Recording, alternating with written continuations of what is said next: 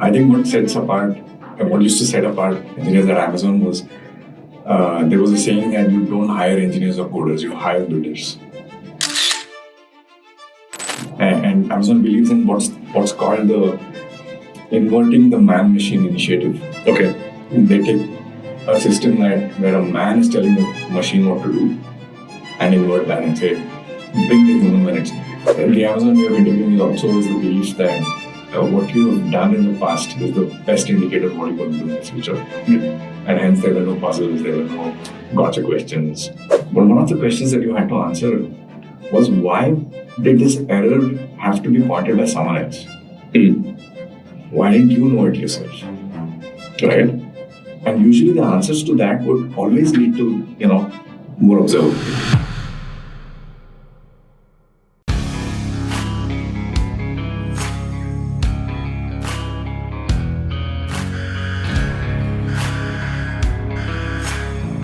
Welcome to another episode of the Incidentally Reliable podcast. I'm Vishwa, your host. Today we have a very special guest. We have Deepak Rajanna. He's CPTO at SatSure. Earlier, he was CPTO at X10X, Vice President at Flipkart, managed engineering teams at Amazon and also Yahoo. Welcome to the show. Deepak, how are you? Thank you, Vishwa. I'm doing good. How are you? All good. Thanks, sir. So Deepak, there's so many things to talk about with you, and you have had such a great career. But first and foremost, would love to learn a little bit about SatSure. What do you guys do at SatSure, and what are you building? Who are you building it for? And what's the future like for you guys? Yeah, so SatSure is a very interesting company. SatSure, in a nutshell, builds business intelligence on top of satellite data. Actually, Earth observation data, satellite being one of the sources. Yeah. But it could be drone, it could be aerial images, and any other sensors, not just visual data. And builds business applications on top of this data. Got it. Yeah. I mean, this. How old is SatSure? How long have you guys been in business so far? SatSure has been in business for about 7 years. Okay. 7 years now. Okay. This is an industry that has long gestation periods. Okay. Right. And I think also the market is sort of maturing, and this is the time we're trying to find the product market fit. And being pretty successful, people understand what we bring to the table now. Got it. And sort of that moment is happening. I see a lot of movement in this market, right? Yeah. Like satellites.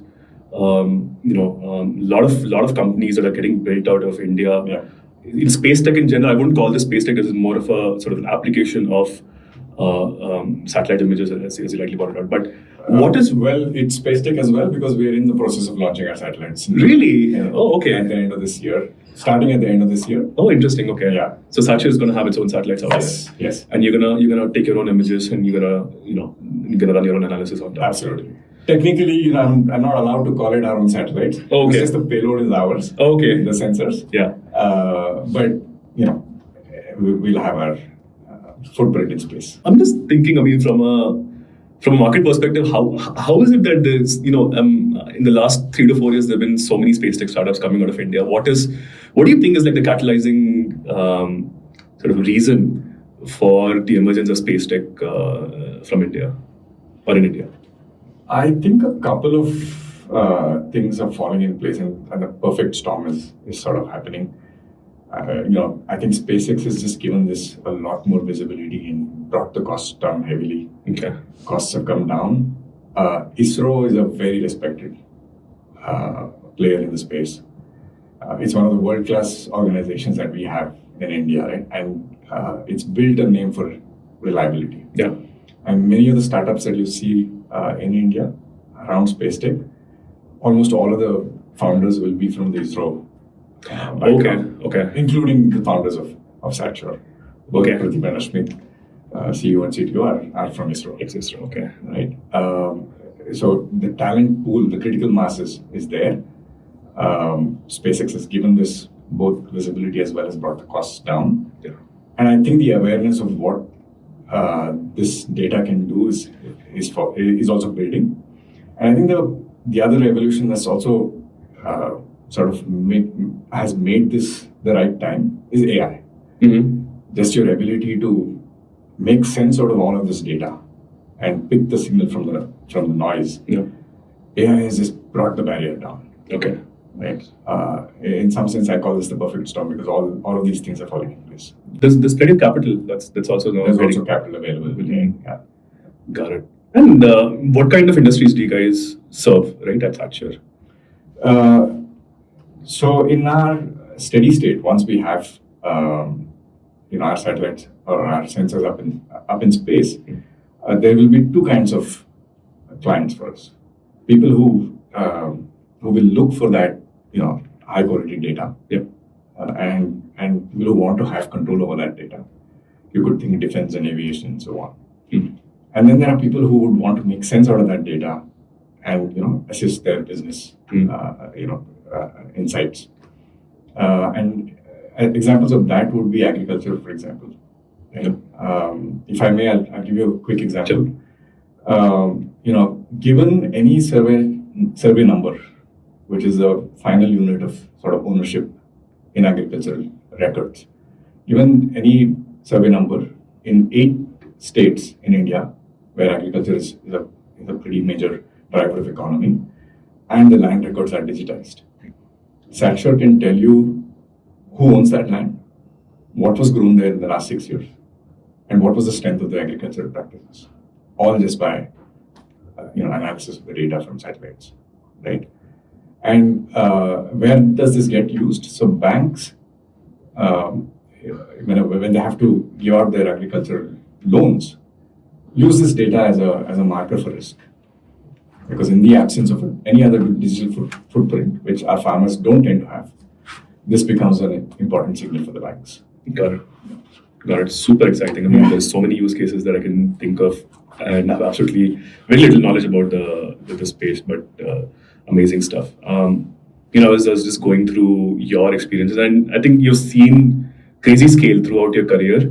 I think most of your career, I think you operated at a very, very high scale. A lot of the people that have sort of come to our podcast also were dealing with similar scales, but different challenges maybe. Yeah. I have picked out a few Yeah. that I'd love to maybe just double click on, right? So, you spent a significant amount of time at Amazon, right? Could you tell us a little bit about what your role was at Amazon? What kind of which part of the business were you engineering at that time? Sure. So I joined Amazon in 2011, and I sort of seeded the pricing team here in Bangalore, right? Price is just a number on the detail page in Amazon, but a lot goes on behind the scenes to get that number out. And there are two main strategies for determining the price. So Amazon has a very large catalog, as you can imagine, right? Yep. At that time, it was about 120 million items. Okay. Right? This is Amazon worldwide, or is it Amazon Worldwide. Okay. At that time, it was 8 marketplaces. Yeah. So you're handling pricing strategy for pricing service for all the geos where Amazon was for all of the. Okay. We were split between US and here. Yeah. And sort of in the follow the sun model. Is it? I mean, just before maybe like a casual segue here, but at Amazon also, do they show like different prices to different people, like Zomato and Swiggy are now sort of? They don't. That's a tenet that you never show. Okay. Sorry. Yeah. So Amazon has these tenets for pricing. Okay. And this is one of them. No two users will see different prices for the same item in the same marketplace. Got it. Sorry, you can go ahead. Yeah. So I was talking about the very large catalog. Yeah. The 1% of the catalog, the top 1% that gets the highest number of page views, the iPhones, the latest TV, whatever, right? 1%. There, the goal is to match the nearest competitor. Because Amazon wants to be known as the lowest price. Correct. Right? And that's called competitive pricing. So Amazon has ways of getting that competitive pricing, and the goal is to match that as closely as possible. Correct. Right? For the remaining 99%, the pricing is called strategic pricing because there are various different strategic objectives that Amazon achieves, for the prices for those 99% of the catalog. Right? A few examples could be, you want to use price to manage your inventory. You have too much inventory and use price as a lever to get rid of the inventory. It could be one objective. In the absence of a competitive price, what is perceived as competitive could be a machine learning model that derives that price. Yeah. There could be cost plus margin kind of strategies. So all of these strategies run in parallel, and finally the website picks one, usually the lowest price. Got it. Right? That's what happens behind the scenes. The team in Bangalore used to handle the strategic pricing. Did you determine your competitors' pricing for the same SKUs like in real time? It wasn't in real time because the other tenet in Amazon is that the price shouldn't be volatile. Correct. People don't like it that when you refresh the page, the price changes, right? And hence, it was usually matched over the day. Over the day, right? Yeah. But and again, it's just I'm guessing a very basic question. They are probably crawling you guys as well, right? Yes. So do you think at some point every single day you're just trying to outmatch each other's prices? So there's going to be some kind of a... Yeah, that's an interesting question, because that's I remember one of the problems we used to get into, that you would get into a spiral. Correct. Right? And you had to balance for that. So there were checks in place for how you don't follow a competitor on the way down. Correct. And there are other thresholds for ensuring that you don't follow on the way up as well. Okay. So those were the interesting challenges in pricing. Awesome. How were you able to scale? I mean, Amazon was growing pretty well even at that time, right? Were there any scale challenges that you had to solve for? Yes, it was pretty massive scale, and Amazon takes multiple goals at the same time.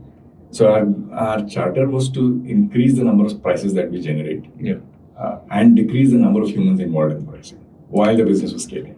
Right? Decrease the number of humans involved in pricing the pricing decisions. And pricing decisions. Yeah. Okay. So the early part of the retail business, a lot of humans were involved in setting prices. Okay. Right.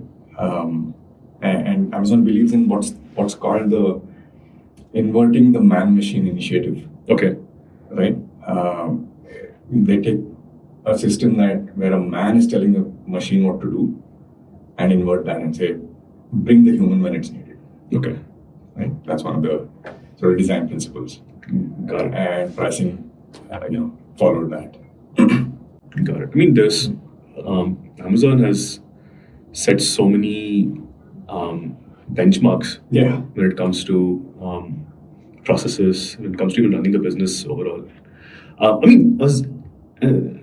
What sets apart the Amazon culture or the Amazon engineering team itself, right? In terms of the kind of processes that they had already implemented, the kind of continuous improvement processes that are already in place, as compared to the other engineering teams that you've worked with. So my last year at Amazon was 2015. That's 10 years to the day. So some of my answers may be dated, Vishwa, but I'll tell you, what I remember from those days, right? I think what sets apart, and what used to set apart, engineers at Amazon was, there was a saying that you don't hire engineers or coders, you hire builders. So you kind of looked for that personality type. The builder personality. The builder personality. Who's sort of saying, who has very high agency. He's empowered, he or she is empowered to take all of the decisions on that behalf, is given the freedom to fail. Okay. Right? And is sort of expected to handle all aspects of engineering. Okay. Right? I went from Yahoo to Amazon, and that was a big change.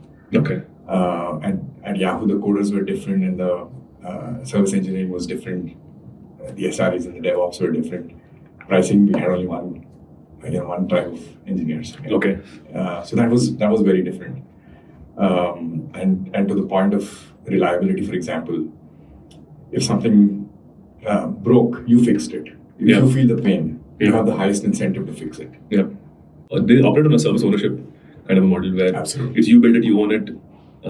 There's no sort of like a frontline support team or a frontline support team. Or a frontline SRE team kind of a deal where somebody else picks up your problems.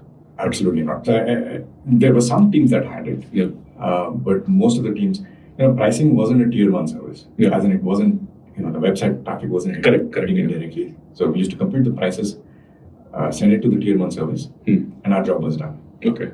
right? And hence, latency wasn't a major concern for us. But we had our own sort of goals. Got it. You had to, even from the pricing service standpoint, there would have been a fair bit of observability that you had to set up, right? Absolutely. So pricing, finding errors in price was always like looking for the needle in the haystack, right? How so? So what happens in the background is a lot of inputs that are coming in to generate a price. Okay. Right? You're looking at costs, and costs are split into many aspects. You're looking at holding costs, you're looking at capital costs input in different marketplaces. You're looking at contracts. Okay. You're looking at what's the burn down, what's the inventory health, what's the holding cost. And all of that goes into these equations and you get your prices. Yeah. Right? And in many cases, you're computing also what's the price elasticity of demand. Correct. Because then you know what to price to generate maximum recovery, for instance. Yeah. And those are computations also that are happening. Got it. And all of those come to generate a price. Now, an error in any of these upstream systems will somehow percolate to a bad price. So how do you spot the anomaly here? Yeah, that's an interesting question. So we had a lot of guardrails throughout the system, but we had to get very creative about catching these errors. Okay. And maybe I can share love to. I'll share a couple of these examples, right? Look, we insisted on having these guardrails. A price shouldn't change by more than 10 or 15% unless it's put on promotion. And some other checks like these deterministic checks that would, flag human attention, right? But that wasn't enough. Yeah. What we needed to do was build a set of audit systems around the price that look for signals that could indicate a price error. I'll give you one example. Right? Okay. If your, let's say, demand or conversion graph, right, suddenly takes a spike. It means the price is low for some reason. It could be that the price is low. Yeah. Right? And we used to use algorithms that were used by algorithmic traders and stock market, right? So figure out when the hockey stick is happening. When you say demand, do you mean that people are putting it in the cart or they've already transacted? Even before that, they're coming to the page. They come into the page, okay. What usually happens is there's a price error, and I'll give you an example of a price error that's hard to sort of forecast. Let's say you're selling, I don't know, this teacup, right? And you priced it at $1. Or let me take the other one. Let's say Amazon is selling a pack of 6 for $10. Now your competitive intelligence has told you that it's $1 because Walmart is selling 1 unit, right? And then you end up matching this. This is a crude example. Yeah. I'm trying to sort of simplify it. If that happens and somebody notices it, usually what they do is put it on a deal site. And that's where people are watching, or they've subscribed to the RSS feeds. Right. And they all come in droves. Okay. Right? And suddenly you have this, even the page views takes a spike. Got it. Right? That's what you're looking for. And at the first threshold, you sort of limit the number of units one person can buy, or one user can buy. Yeah. Right? So some guardrails. Yeah. But if it crosses a further threshold, then what is called bringing down the buy box, right? Letting an internal competitor take the buy box. Right. You do things like that, right? So these are the audit systems in place. And how did you set up? If let's say that the product that was impacted was a high value product, yeah, right? And by the time the engineers realized it, there would already have been some considerable loss to the company, right? Yes. How did you sort of manage that process of getting in there and maybe setting the pricing correctly? Yeah. And after that, maybe somehow doing the postmortem to figure out how the anomalous price point even got in there. Yeah, so the examples that I mentioned, no human was involved. Okay, these are all sort of automations that you've done. Yeah, exactly. So automatic systems that detect the spikes. Okay. Come back and put these guardrails in place. Got it. Oh, so it itself would sort of... Some of these are non-destructive. For example, just restricting the number of restricting the quantity that one user can buy is not very harmful to the customer experience. Got it. One of the other examples I remember, we ended up matching a used iPhone price with a new iPhone. Sounds silly, right? And this went viral on one of those social media. Did people buy old iPhones at the... And they were gone in 3 seconds. What is maybe it was used by somebody famous. That's at least that's why people would buy it. Yeah. I was just wondering, see, there is at Amazon, and I've spoken to like a lot of senior leadership at AWS.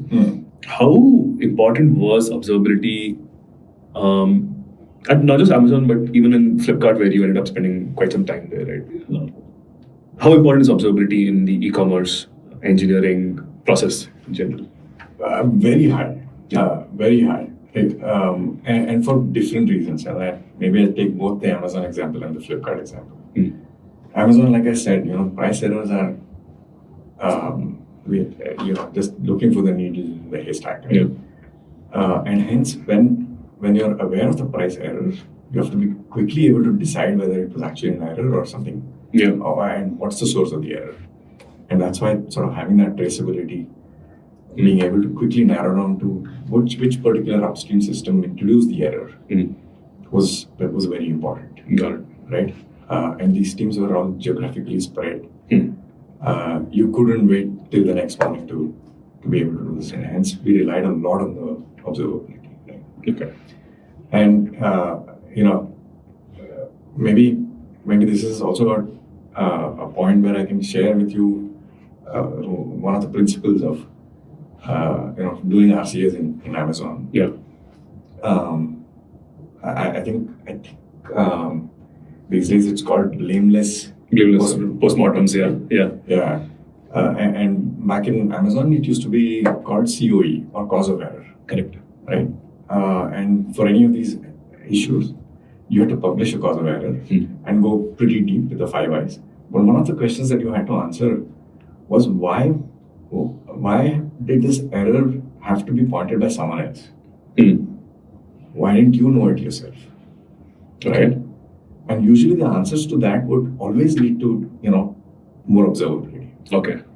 It's so what you're saying is that Amazon wants the engineers who built the service to know the problem before anybody else does. Yes.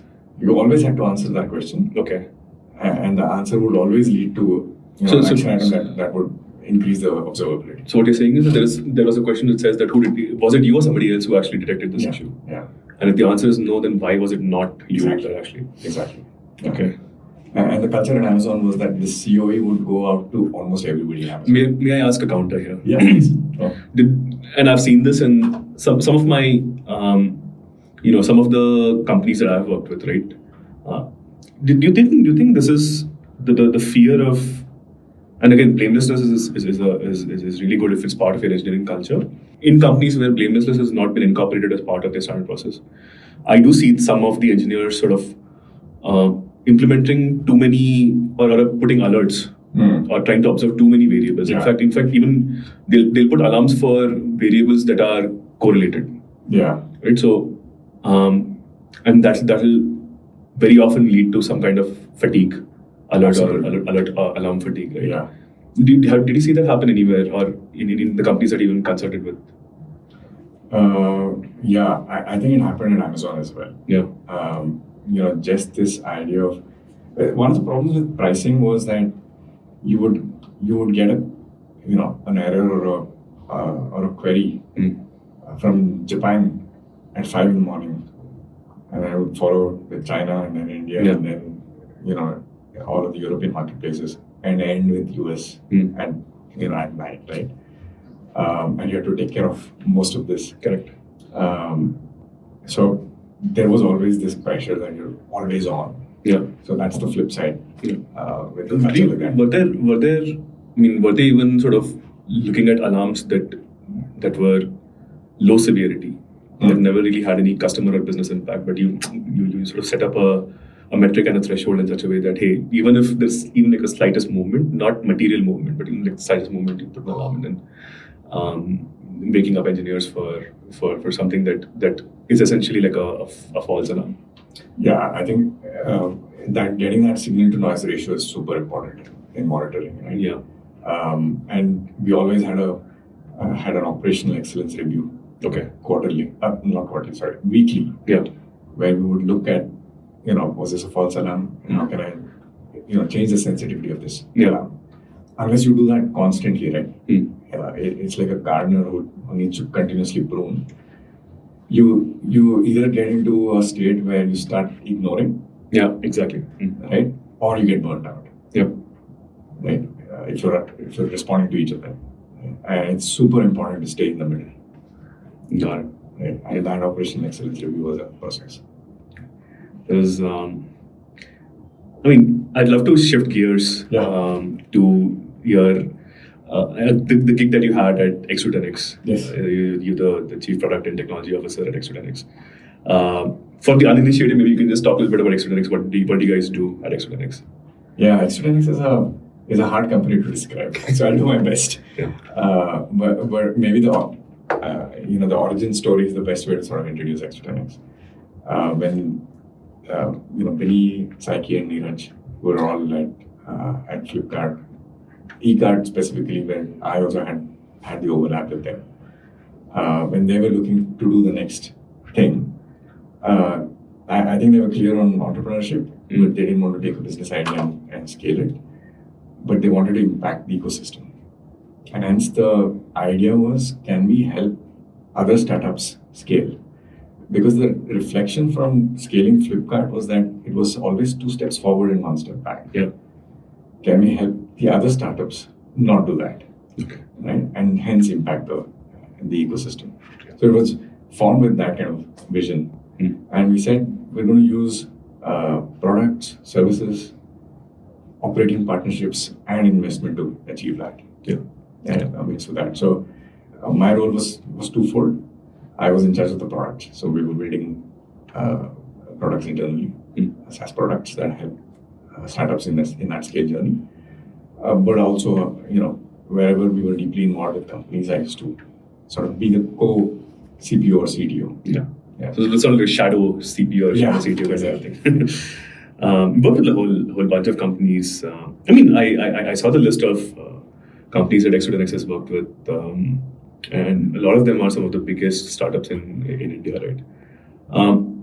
Specifically, I actually wanted to ask you, you worked with a couple of CPOs and CTOs across these companies. What were the most, what were the recurring themes in terms of the problems that CTOs were facing at a series DE and above kind of a level?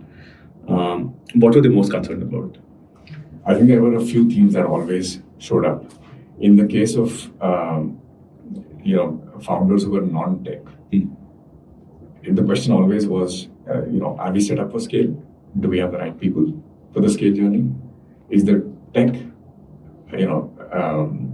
is it going to take us in the next innings? Or my CTO tells me that we have to rewrite. Is that right? How do I make that decision? Okay. And so on, right? Where tech founders were involved, these were not the questions because they knew some bit of it, but they knew that they had to scale. What are the processes that need an upgrade? Yeah. How do we get the next set of people to come in? How do we keep the culture? We've built an amazing culture, but it tends to dilute as we scale. How do we preserve that? Yeah. So these were sort of some of the recurring questions. And they had to solve it, at a very. It's not like very early stage guys anyway. They were quite evolved. These companies. Almost all of them were at this scale stage, right? Yeah. Because our thesis was this, that finding the PMF is the founder's prerogative. Yeah. Right. Once you found that, that's where you can bring in the industry experience. Yeah. Right. How do you? You also consulted them on sort of hiring the best engineers, right? Yes. Would love. Since you've had CPO, CTO kind of a role for quite some time. How are you looking at hiring, and what kind of what kind of qualities that that set apart an engineer from any other candidate? You mentioned briefly about the kind of engineers that Amazon recruited. Would love to learn if there's any takeaway from the Amazon experience, the Amazon way of hiring, and if that has sort of become part of your hiring strategy altogether. Yeah, I think I'm deeply influenced by what I experienced at Amazon and what I practiced there. Every person in Amazon had hiring as a goal, right? Irrespective of the level. And every person had to go through this training called making great hiring decisions, right? And I think that was to introduce everybody to the Amazon's quirky way of sort of interviewing. You must have heard of the bar raiser that Amazon has. But I think there were a few things that they look for. One of the things that I sort of picked up from Amazon was even the entry-level engineer is a leader because he or she is influencing the direction of the company. Right? And that was pretty sort of mind-opening for me. Right? And hence you look for agency, you look for ownership. I also mentioned, you look for builders. Yeah. Right? And builders always have to make this judgment of, am I over-engineering? Am I under-engineering? How do I sort of maintain the balance, right? Yeah. And that answer can only be done if you know the business domain and the context. And hence you needed engineers that are excited by that. Not just tech for tech's sake. Right? They were willing to meet the product managers midway. And that's one of the things that you look for, right? And the Amazon way of interviewing is the belief that what you have done in the past is the best indicator of what you're going to do in the future. Yeah. And hence there were no puzzles, there were no gotcha questions. Right? It was a lot of good exploration of what you've done. Okay. Yeah. Awesome. So what is, how are you looking at, coming back to SatSure, right? Yeah. How are you looking at the industry in general, right? And what kind of problems are you guys looking to solve in the next 5 to 10 years? Where do you see the industry going in general? I think this might be sort of I think they call it availability heuristic. I've been in this problem statement for so long that I see potential solutions everywhere. Yeah. But I think this industry is ripe for scale now, for all of the reasons that I mentioned in the beginning of this conversation. I think agriculture, for example, is a huge beneficiary. I mentioned, how banks are using our data. Are you looking at mostly India, or are you sort of trying to serve the world with your technology? We've started with India, but most of our solutions are sort of they traverse boundaries. So we have a few. We have one utilities company that's working with us in Spain. Yeah. We have an agri company in Australia. Yeah. So we're expanding. Got it. Yeah. And satellites, no boundaries. Yeah. Right? So. Yeah. And how are you guys applying AI within your tech? Yeah, a bunch of ways, right? I think at the lowest layers, converting images to sort of insights. So, for example, I'll give you an example. You've applied the agricultural mask on, let's say, a particular district. You know where the agricultural plots are. Now you have to further, determine which crops are grown where.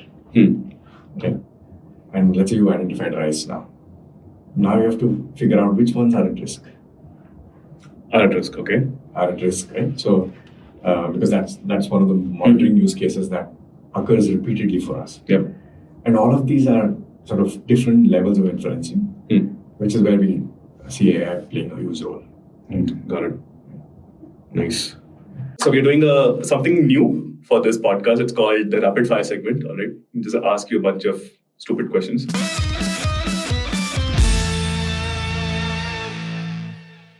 All right.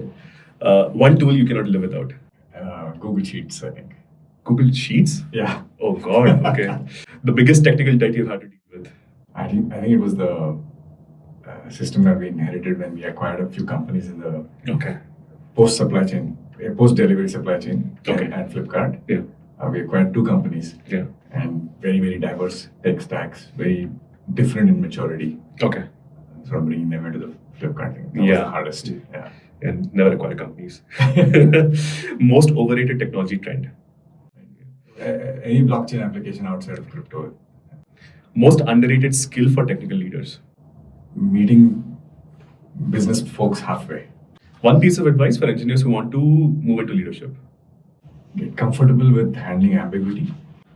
And tech is in the service of business, not the other way around. True. Most exciting technology trend you're watching. I think this is going to be a cliched answer. Yeah. All of the use cases of AI. I think it's going to fundamentally change everything. Yeah. So, I don't think there's any other answer for this. Yeah. Awesome. Your top 3 books. Very hard to whittle down to 3 books. That's all right.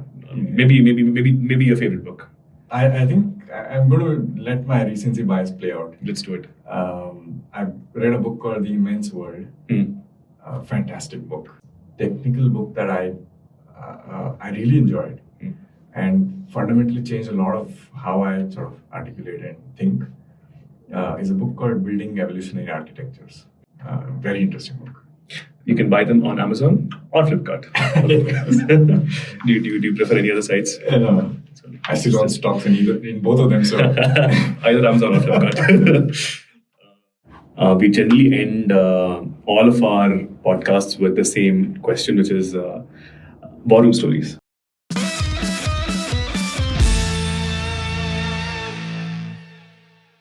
Maybe a couple of your favorite war room stories. Without breaking any NDAs, any war room stories that started in a very unexpected fashion and just took you by surprise. The way it started, and probably the way it ended. I think maybe I'll pick a couple. One from Amazon. This was a price error that was, we've done in a pretty stupid way. It leaked into production and caused us a pretty sizable loss. I'm too embarrassed to state the number here. Trust me, it was a pretty large number. Yeah. And we spent a week just going deep into the COE. Everything that was broken. And I shared the COE. Did you personally write the COE for that? I wrote the COE personally. Okay. Right? And I shared it on the group, knowing that almost all of Amazon is going to see it. Nice. Yeah. Right? Yeah. So a little bit of that social pressure makes you write really well and make sure that I've seen Amazon's content. They're all of the solutions blogs that they have, such beautifully written blogs. Amazon has one of the best tech blogs. Yeah. So I published that on the COE site, and a couple of things happened. This obscure developer from Romania replied back and said, "We had something similar. You could use these tips, right?" And trust me, at this time, I'm pretty sleepless for 3 days. I can imagine. The issues is solved, but I know the COE is going to be read by leadership. Yeah. I don't know what's going to happen to me. I have those thoughts going on. Yeah. And this guy, offers some constructive feedback. Yeah. And there's a leader in my chain who replies to me and says, "This is a really well-written COE." Nice. Right? And that sort of gives you the culture at Amazon, right? Pretty hard in terms of the expectations of, how you need to improve yourself. Yeah. But that freedom to fail. Yeah. And I've always carried that. Ask the hard questions, but allow for freedom, right? Right. So that was one story. But I think my funniest story probably comes from Flipkart. This was 2017 or 18, maybe. So I'm downstream. So I used to take care of the supply chain orchestrator. Yeah. So one of the first systems to get hit when the BBD scales is one of my systems called Promise Engine, right? Because that's the system that says, is the inventory available? If yes, when will you get it? how long will it take, and so on, right? So that's the first system that takes the load. But also one of the last systems that is involved is after your delivery, there's a post-delivery experience for some items. Okay. For example, you bought an AC, someone comes and fits it. Correct. Yes. Right? And we had acquired a company to do that. Right? They had this service network all over India, and it was a complementary thing for us. We were trying to build that anyway, so we acquired this company. Of course, they were not built for PPD scale. Yeah. Right. So we'd spent 3 months scaling the systems up. Making sure that they're ready for the sale and everything. This was a pretty low-tech company until that point. Okay. And they had this server running out of their own office. Okay. Okay. They were not even on the cloud, and we didn't take the. What was running on that server? Like the application that does the assignments, etc. The assignment, the scheduler. Okay. And the scheduling has to be done based on skills. So there was a small little HRMS system. Yeah. You need to know the capacities. You need to know the skill of the person. You can't send the furniture guy to the AC. Right? You need to make those decisions. Right? Yeah. And there was you had to respect the capacity. Yeah. Otherwise, you end up making wrong promises to the customer. So we scaled that, we tested this. Yeah. But we made the fateful decision of not moving into our cloud because this was still a .NET system. And we said, let it run there. We didn't have the time to do that. Let it run in the same HSR office. HSR office. Okay. Right. And promptly, third day of BBD, system went down. Of course. And the RCA is the funny part. RCA proved to be a long enough electricity outage. Power cut. I was thinking exactly the same. And someone forgot to stock diesel for the generator. Oh God. Okay. This is one of the worst RCAs I've written. So, being at Amazon and at Flipkart, you don't think of these things, right? Yeah. You don't think of diesel for the generator. But I think Flipkart moves so quickly, right? I mean, even when you acquire a company and it's all right. It's okay. At the end of the day, I hope the people who had scheduled, who got the deliveries, got the service plan over a period of. Yeah, the good thing about the post-delivery experience is that you have some buffer. Yeah. We got it up. We managed it. So ACs were installed, right? This was just sitting in boxes in their houses. Awesome. Perfect. I think there's so much that we can talk about, and we'd love to have you some other time. Talk about, again, in general, what's next at SatSure. But thank you so much for joining us today. You're most welcome. My pleasure. Yeah.